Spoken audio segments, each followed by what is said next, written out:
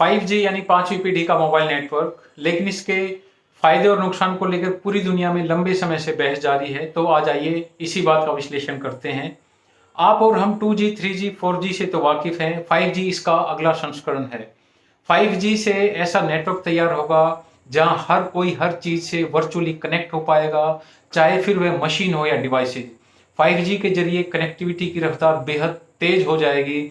10 gigabyte पर second की speed से कुछ भी डाउनलोड किया जा सकेगा।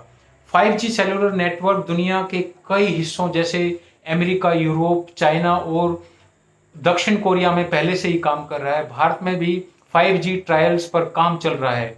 5G से नेटवर्क की स्पीड बहुत तेज हो जाती है और इसे बहुत क्रांतिकारी माना जा रहा है, क्योंकि इससे टेली सर्जरी, आर्टिफिशियल इंटेलिजेंस, बिना ड्राइवर के कार जैसी तकनीकों को और विकसित करने में मदद मिलेगी।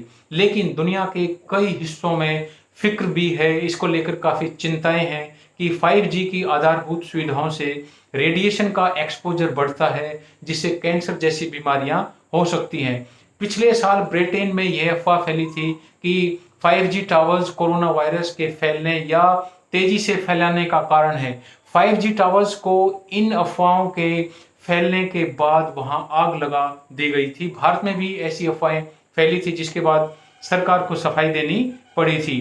5G के संभावित खतरों को लेकर जो बातें की जा रही हैं, उसके अनुसार अगर टेलीकम्युनिकेशन इंडस्ट्रीज का 5G का प्लान कामयाब हो गया तो कोई व्यक्ति, कोई जानवर, कोई चिड़िया या कोई पत्ता भी रेडियो फ्रीक्वेंसी रेडिएशन से बच नहीं पाएगा।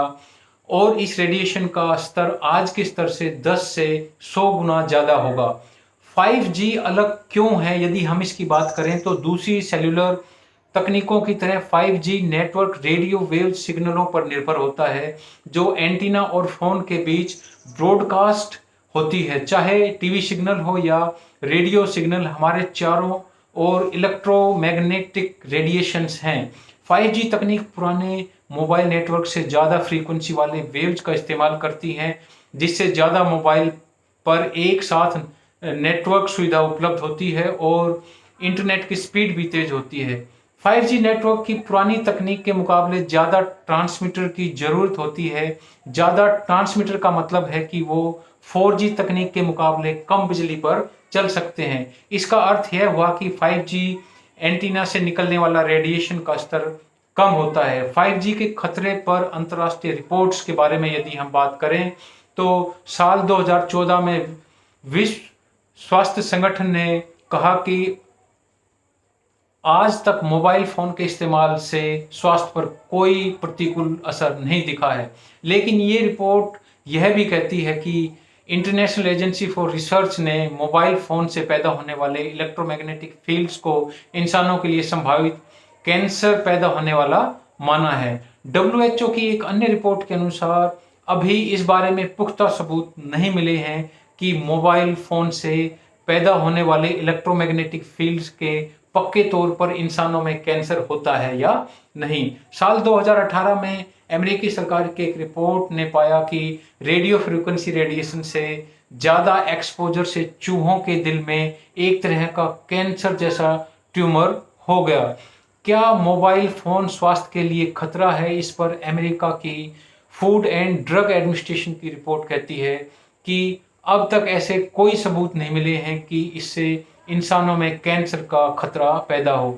क्या हमें 5G ट्रांसमीटर की फिक्र करनी चाहिए? यदि इसके बारे में हम बात करें तो भारत के कई वैज्ञानिकों ने 5G को लेकर जल्दबाजी न करने को कहा है। 2 साल पहले कुछ वैज्ञानिकों ने केंद्र सरकार को पत्र लिखा था, जिसमें उन्होंने कहा था कि 5G से मनुष्य के स्वास्थ्य और पर्यावरण दोनों को नुकसान हो सकता है। वैज्ञानिकों का कहना था कि 5G से पहले विस्तार से रिसर्च की जरूरत है, क्योंकि रेडिएशन का असर अक्सर देर से दिखता है। अगर इसे इंसानों के लिए सुरक्षित मान लिया जाए तो फिर जानवरों और पेड़ पौधों के बारे में भी सोचा जाना चाहिए और इसके असर पर रिसर्च की जानी चाहिए। दुनिया में 40 से ज्यादा टेलीकॉम ऑपरेटर्स 5G लॉन्च कर चुके हैं।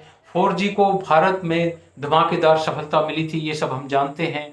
5G से भारत की टेलीकॉम कंपनियों को कनेक्टिविटी से आगे बढ़कर कंज्यूमर्स, इंडस्ट्रीज और इंफ्रास्ट्रक्चर के लिए हल निकालने का मौका मिलेगा। डिजिटल दुनिया में अपनी थाक जमाने को भारत ने 90 के दशक में ही सपना देखा था, उसके साकार होने के लिए अब ऐसा लगता है कि 5G बेहद जरूरी है।